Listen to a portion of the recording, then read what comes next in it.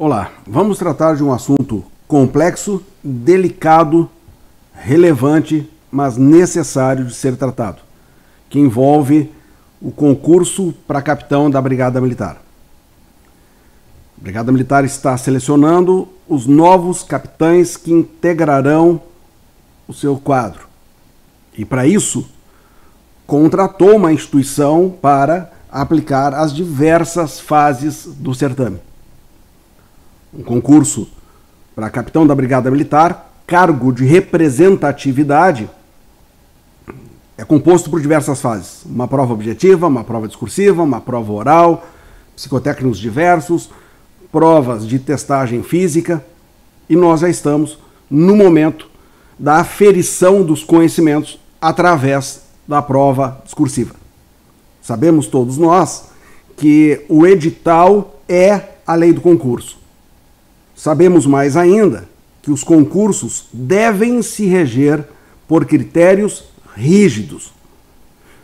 Não podemos flexibilizar, não podemos minimizar erros que vão gerar impactos extremamente previsíveis. Vamos tratar nesse vídeo exclusivamente de uma questão da prova que diz respeito à questão 8, que trata de processo penal. Não se trata de algo pessoal. Não se trata de ataque de quem criou a questão. Mas aquilo que é errado vai receber o nome de errado. É necessário que esse certame cumpra rigorosamente os critérios de seleção democráticos, republicanos e corretos para a escolha dos novos capitães. Temos dois problemas insanáveis na questão 8. Um deles que gera obrigatoriamente uma única conclusão: a anulação. Eu vou me permitir ler a questão como ela foi apresentada para os candidatos e, longe de pedantismo gramatical, mas vou apontar, inclusive, os erros, os atropelos à língua portuguesa que estão estampados nessa questão. O que se espera, o que uma instituição com a envergadura da Brigada Militar, quase bicentenária, é que a instituição que vai representá-la tenha um mínimo de qualificação para testar as fases diversas do concurso. Diferentemente disso, o quadro de oficiais da Brigada Militar faria essa prova com absoluta certeza, com muito mais competência do que foi visto aqui. Então, todos os erros serão apontados. Veja, essa é a questão. O enunciado diz: José Alderico Emanuele Santos trafegavam com o veículo Peugeot 308 na Avenida Protásio Alves, Porto Alegre, Rio Grande do Sul. Ambos estavam portando um revólver calibre 38. Aqui nós já temos um atentado à língua portuguesa, separando o sujeito do verbo, uma regra basilar. Portando um revólver calibre 38. Esse símbolo aqui é de polegada, portanto não deveria estar aqui também. Com o objetivo, mais uma vez, temos problema de vírgula aqui, com o objetivo de praticar determinados roubos na região. Entretanto, em uma abordagem policial de rotina, feita pela Brigada Militar do Rio Grande do Sul, o veículo dos agentes foi interceptado pelos policiais militares. Advindo os policiais militares, nós vamos encontrar muitas repetições de palavras aqui. Advindo os policiais militares encontrarem com os agentes 2 revólveres calibre 38 com a numeração suprimida, embora o veículo estivesse em condições administrativas regulares. Nesse ínterim, os policiais encaminharam os agentes à delegacia de polícia, tendo a autoridade policial lavrado o auto de prisão em flagrante, APF, e, sucessivamente, representou mais um problema, falta de simetria, de paralelismo, não é? Tendo a autoridade lavrado, então, representou pela prisão temporária dos agentes, pelo prazo de 30 dias, problemas de vírgula também, aduzindo que a medida cautelar é imprescindível para as investigações do inquérito, que o crime praticado pelos agentes previstos no inciso 1 do parágrafo 1º do artigo 16 da Lei 10.826 de 2013, Estatuto de Desarmamento, enquadra-se dentro do rol, pleonasmo, né? Enquadra-se no rol previsto na Lei 7.960 de 1989, Lei da Prisão Temporária. Após o recebimento da representação feita pela autoridade policial, o juiz decretou a prisão temporária dos agentes pelo prazo de 30 dias. Desta feita, responda os seguintes questionamentos. Veja que diversos atropelos à língua portuguesa, e vários não foram apontados aqui, mas tem outros tantos ali, foram praticados pelo examinador, mas os candidatos deverão demonstrar domínio da língua portuguesa. Isso poderia ter sido facilmente resolvido por uma revisão de um professor de português, ou no mínimo pelo corretor ortográfico do Word, e, portanto, injustificável todos esses erros que estão aqui. Mas quais são as perguntas? Com base na legislação, na jurisprudência do STJ e na doutrina, analise a correção da decisão que decretou a prisão temporária, citando expressamente a súmula 668 do STJ, a Lei 7.960 de 89 e a Lei 8.072 de 90, bem como o prazo máximo cabível no caso concreto. B. Indique todos os meios de impugnação cabíveis, com seus fundamentos constitucionais, legais e, se aplicável, entendimento jurisprudencial. Essa foi a questão que os candidatos se depararam no dia da prova. Muito bem. Vamos ver o que diz o gabarito comentado pela banca examinadora. O juiz não agiu corretamente. Bom, o questionamento é: analise a correção da decisão que decretou a prisão temporária. Os agentes praticaram um crime e se o juiz decretou corretamente a prisão temporária. Diz o próprio examinador aqui comentando: o juiz não agiu corretamente, tendo em vista que o verbete da súmula 668 do STJ assevera que, mais uma vírgula, fora do contexto, separando sujeito ou predicado do verbo, que não é hediondo o delito de porte ou posse de arma de fogo de uso permitido, ainda que com numeração, marca ou qualquer outro sinal de identificação raspado, suprimido ou adulterado.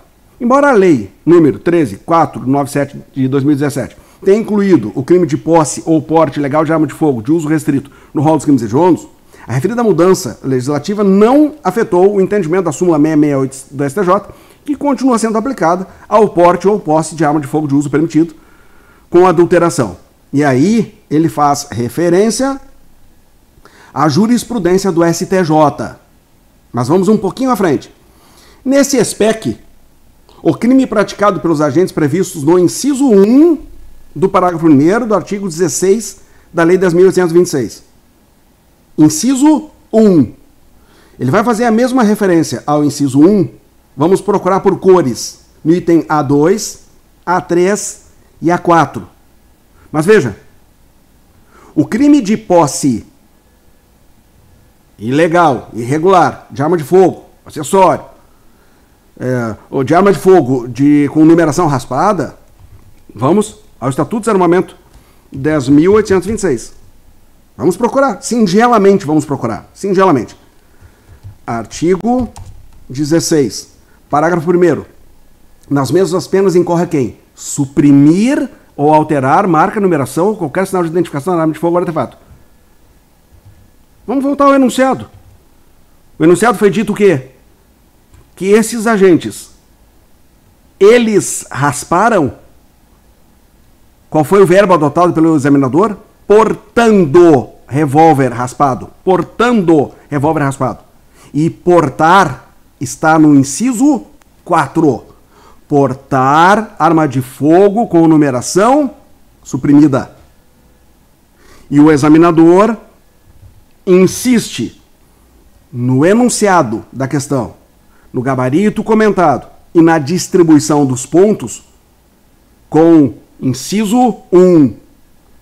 Mas, curiosamente, para homenagear provavelmente a instituição que é do Estado do Rio Grande do Sul, o nosso examinador usou embargos declaratórios no agravo regimental, no habeas corpus do Rio Grande do Sul, da 5ª turma da Corte da Cidadania, julgada lá em 2023. E quando nós vamos lá, nós vamos encontrar os ministros, desnecessariamente, aliás, lembrando que esse crime de arma de fogo com numeração raspada está no 16, inciso 4.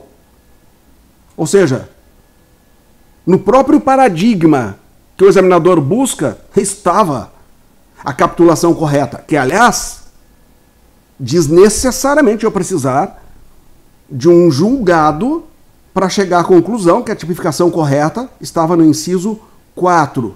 Então, enunciado, gabarito comentado e distribuição de pontos, base legal errada.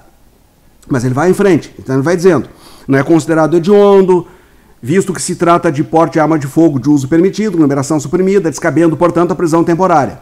Inclusive, pelo prazo de 30 dias. Mas é óbvio que se não cabe prisão temporária, não cabe nem pelo prazo de 30 dias, nem por prazo nenhum. Pelo prazo de 30 dias, esculpido no parágrafo 4º do artigo 2º da lei tal. A próxima pergunta que ele faz é, indique todos os meios de impugnação cabíveis. Quando ele diz todos os meios de impugnação, ele já leva os candidatos a pensarem, opa, é mais um. É mais de um meio de impugnação. Tá, mas é para impugnar o quê? É para impugnar essa decisão judicial incorreta. Vamos recuperar. O juiz não poderia ter decretado a prisão temporária desse crime. Por quê? Vamos à lei. Lei da prisão temporária. Quando a gente examina o rol de crimes previstos no artigo 1º, inciso 3 da lei de prisão temporária, nós não achamos o crime de posse ou porte ilegal de arma de fogo nenhum. Permitido, restrito, proibido, nada. Não encontro. Mas sabemos todos nós que também cabe prisão temporária diante do rol dos crimes hediondos e assemelhados. E nós vamos encontrar lá no artigo 1º do rol dos crimes hediondos, no inciso 2, posse ou porte ilegal de arma de fogo de uso proibido. Proibido. E o proibido atualmente está no parágrafo 2º. Parágrafo 2º. Não tem qualquer interpretação que se possa fazer para entender que o crime praticado por esses agentes é considerado hediondo. Mas, ainda que algum desavisado pudesse pensar que era, veio o STJ com a súmula, muito bem lembrada pelo examinador, 668. Vamos achá-la aqui. Súmula 668 STJ. Ó, o crime de porte ou posse de arma de fogo de uso permitido, mesmo com numeração, marca ou qualquer outro sinal de identificação raspado, suprimido, adulterado, não é considerado crime hediondo. Resumo da ópera. Então, realmente, o juiz não poderia ter decretado a prisão temporária. Trata-se, portanto, de uma prisão ilegal, decretada de forma ilegal. Eis que, ao arrepio dos requisitos autorizadores pela lei da prisão temporária, bem como pela lei dos crimes hediondos. Aí vem o examinador dizendo assim, o meio de impugnação a ser manejado face à decisão que decretou a prisão temporária dos agentes, vírgula, erradamente, é o habeas corpus, com previsão no inciso 68 do artigo 5º da Constituição Federal de 88 e no artigo 647 do CPP, base legal insuficiente, aliás, né? Base legal insuficiente. 647 do CPP é genérico, cabimento de habeas corpus, mas as hipóteses específicas estão no 648. E sempre que não se encaixar em qualquer uma das hipóteses, incisos 2 a 7, fica aqui nessa porta larga do 648, inciso 1. Então, se fôssemos buscar um padrão correto, seria aqui no 68 da Constituição, 647, 648, 1. Mas ok, ele pediu menos do que nós poderíamos ter exigido aqui. Isso porque conceder-se habeas corpus sempre que alguém sofrer ou se achar ameaçado, sofrer violência, coação em sua liberdade de locomoção para ilegalidade ou abuso de poder. Conforme se depende do exame causal, a decretação da prisão temporária dos agentes pelo prazo de 30 dias viola o entendimento sumular do STJ, visto que o crime em questão não se enquadra dentro do rol dos crimes hediondos, sendo, vírgula, inaplicável o parágrafo 4º do artigo 2º da Lei 8.072, o que comprovadamente, comprovadamente, vírgula, demonstra a patente ilegalidade. Ainda, é possível aplicar o entendimento que, em caso, seria cabível a interposição de recurso em sentido estrito, com previsão no inciso 5 do artigo 581 do CPP, que assevera: caberá recurso no sentido estrito da decisão, despacho ou sentença, inciso 5, que conceder, negar, arbitrar, cassar ou julgar inidônea fiança, indeferir requerimento de prisão preventiva, vamos grifar isso aqui? Indeferir requerimento de prisão preventiva, ou revogá-la, conceder liberdade provisória ou relaxar a prisão em flagrante. Isso por quê?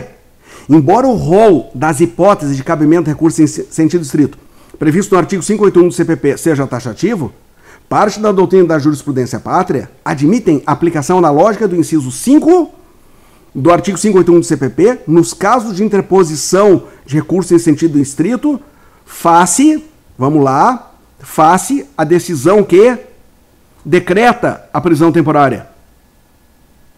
Não, mas ninguém vai se insurgir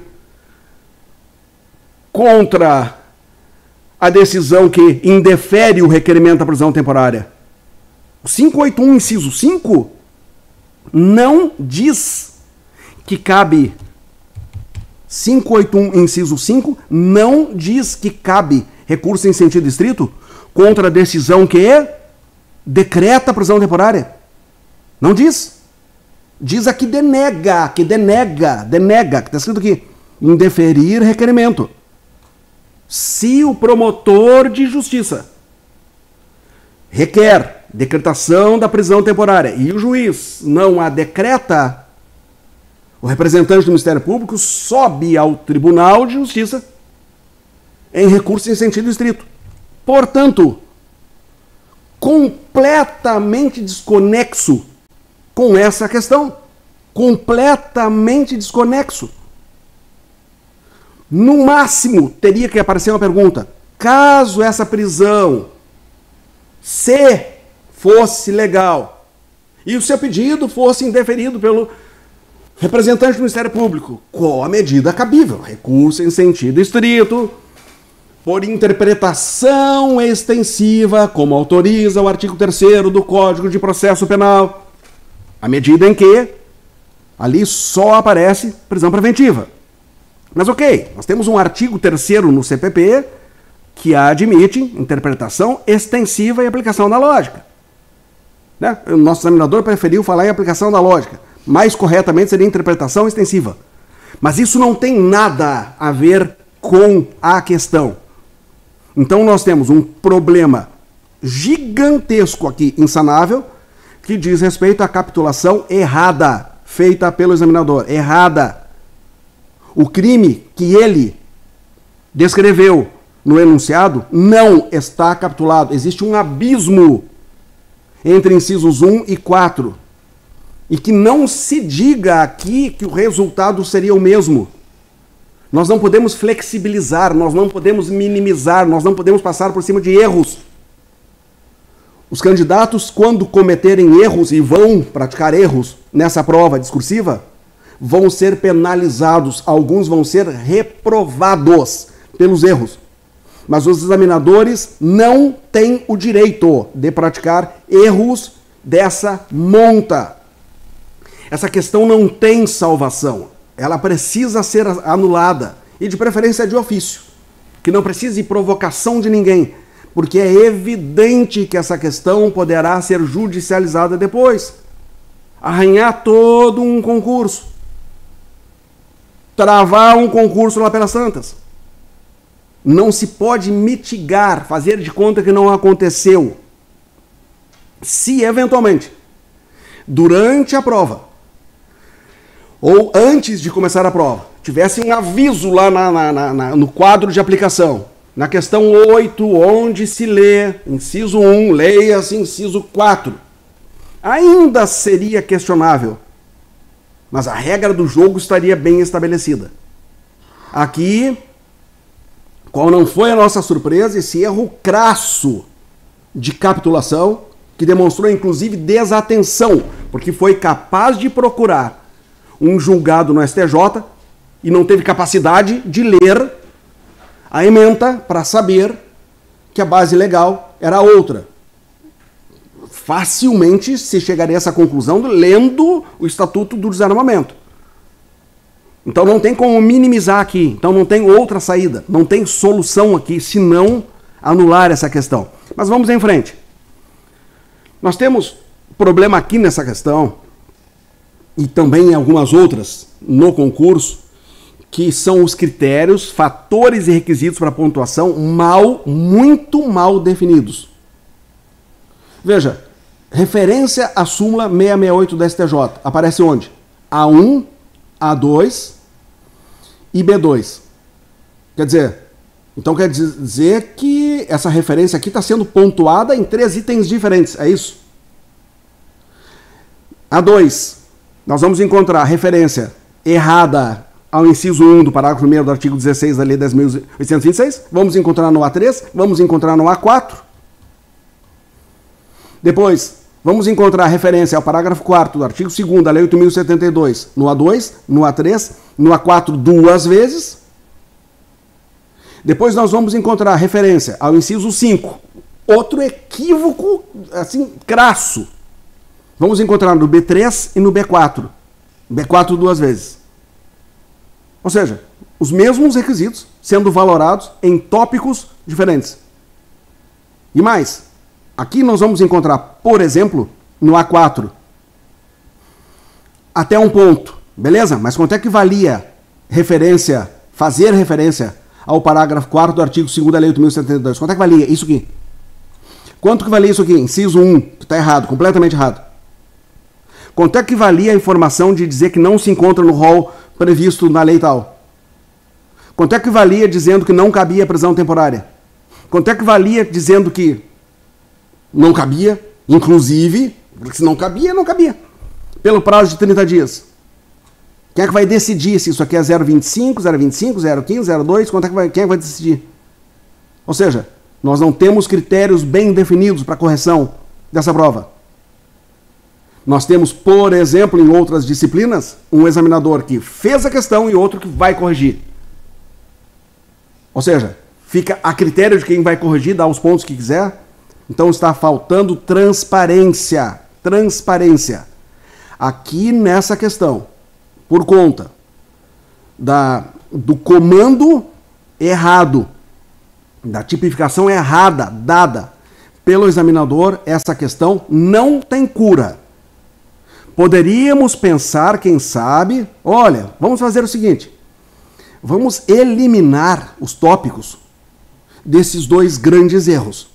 Então, esses aqui, ó, A2, A3 e A4, e esse B3 e B4 a gente dá para todo mundo, vamos somar. Quanto é que dá isso aqui? E o B5? 1, 2, 3, opa, ali, 4, 5 pontos. A gente dá 5 pontos para todo mundo, tá salvo. Isso é continuar aceitando, transigir, negociar com o erro. É preciso que se saiba que a instituição contratada saiba que a instituição contratante, a Brigada Militar, ela não negocia com o erro e ela sequer tangencia o erro. Os valores militares são em cima da navalha. Aquilo que é errado recebe nome, errado. E a correção aqui só tem uma: anulação dessa questão. Trata-se de uma questão espinhosa de mexer, desagradável de mexer, mas o que está em jogo aqui são os interesses de 3 classes. Uma, da banca contratante, que precisa ter no seu cartel de concursos provas bem feitas, para que outras instituições queiram contratá-la. Provas que não são maculadas, não são mal feitas, com um português rasteiro, capitulação errada, perguntas completamente descontextualizadas. 2, os candidatos estão dedicando parte da sua vida na busca da conquista de um posto. Muitos que já são militares e que sabem que podem colocar 3 estrelas no ombro, e principalmente da Brigada Militar. É possível que É necessário que se honre essa instituição quase bicentenária. E eu tenho certeza que nós teremos uma solução aqui definitiva. Não tem como fazer gambiarra aqui. Qualquer coisa que se faça aqui soará gambiarra.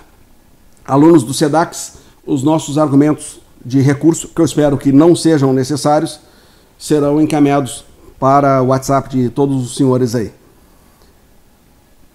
É isso. Concurso é um meio democrático de eleição de pessoas. Enquanto nós não tivermos um outro meio, é por concurso público. É por provas e títulos. Só que as provas precisam ser bem feitas, para que nós tenhamos justiça na seleção daqueles que se mostrarem mais ajustados. Agora, quando nós temos provas mal feitas, existe um efeito dominó previsível que vem aí pela frente. Um grande abraço a todos.